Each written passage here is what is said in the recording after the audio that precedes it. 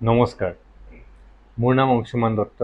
I am the founder and CEO of Transformers Fitness Academy, Northeast India's leading fitness training institute.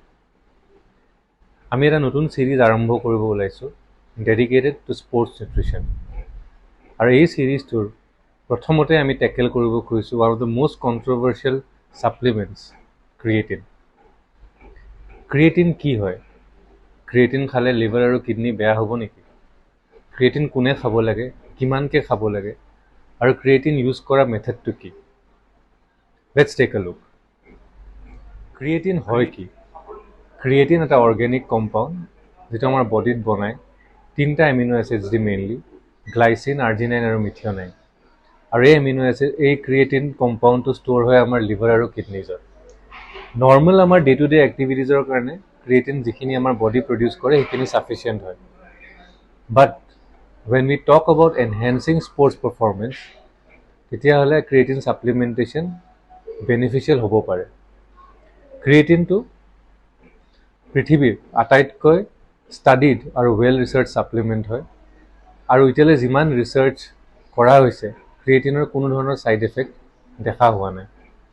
সেইকাৰণে আপুনি যদি সুস্থ হয়, আপোনাৰ যদি প্ৰি এক্সিষ্টিং একো বেমাৰ নাই, আৰু আপুনি হাৰ্ড ট্ৰেইনিং কৰি আছে and your interest is in developing strength, power or to build muscles, then creatine আপোনাৰ কাৰণে উপযুক্ত হ'ব পাৰে।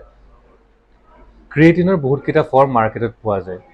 Creatine monohydrate, creatine ethyl ester, creatine nitrate আৰু অন্যান্য। কিন্তু আটাইতকৈ ষ্টাডিড আৰু ৱেল ৰিচাৰ্চ ছাপ্লিমেণ্ট হ'ল ক্ৰিয়েটিন মনোহাইড্ৰেট। চ' মই ৰেকমেণ্ড কৰিম যদি আপুনি ইউজ কৰে ক্ৰিয়েটিন মনোহাইড্ৰেট ইউজ কৰক। কথাটো হ'ল এতিয়া ক্ৰিয়েটিন কিমানকৈ ল'ব লাগে সেইটো ডিপেণ্ড কৰে আপোনাৰ বডি ৱেইটৰ, প্লাছ আপোনাৰ ট্ৰেইনিং বৰ্তমান কেনেকুৱা ধৰণৰ ট্ৰেইনিং কৰি আছে, আপোনাৰ এজ কিমান হৈছে, বহুতবিলাক ফেক্টৰ্ছ থাকিব। But for regular use 2 to 3 grams of creatine is safe for an healthy adult. Next প্ৰশ্ন বহুতে সোধে যে ক্ৰিয়েটিন খাম কেতিয়া?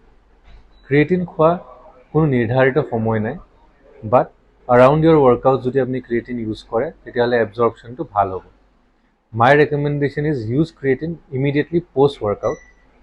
Preferably আপনি কোনোবা গ্লুকোজ বা ফ্ৰুট জুচ সেনেকুৱা ধৰণৰ চিম্পল কাৰ্বহাইড্ৰেটৰ লগত যদি ক্ৰিয়েটিনটো লয় তেতিয়াহ'লে মানে বডিটোৱে সেইটো বেছি ভালকৈ এবজৰ্ব কৰিব পাৰিব আৰু ৱেষ্টেজ নহয়। Creatine is safe for any healthy adult.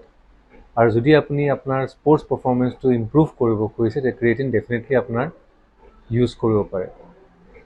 ক্ৰিয়েটিনৰ বিষয়ে বা আন কোনো স্পৰ্টছ নিউট্ৰিশ্যন বা ছাপ্লিমেণ্টছৰ বিষয়ে যদি আপুনি জানিব খোজে আমাৰ চেনেলটো ডেফিনেটলি ফ'ল' কৰিব, লাইক কৰিব, ছাবস্ক্ৰাইব কৰিব।